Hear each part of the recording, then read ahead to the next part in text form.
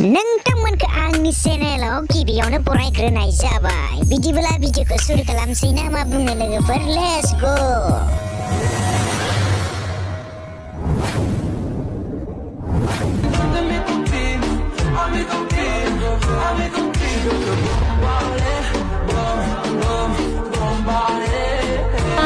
Diksinya.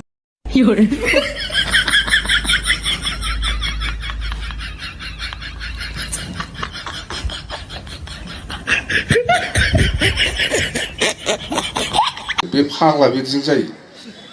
बे आब'नि मोसानायखौ नुनानै नोंथांमोना मा बुजिदो बुंनाय लोगोफोर, मा बुजिदो?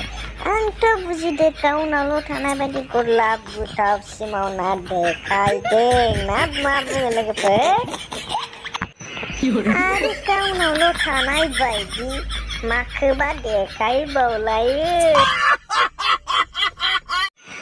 बेथ' बे थांबाय, आब'नि गुबुन मोनसे भिडिअखौ नायलायनोसै फैदो माबायदि मोसायो। लोगों के चुतिया मुंह से मोड़े लग गए, प्यार भी सोचा था कि होगी चैन से भूखी न, उसके लौड़ों के चक्कर में ओह माय गॉड।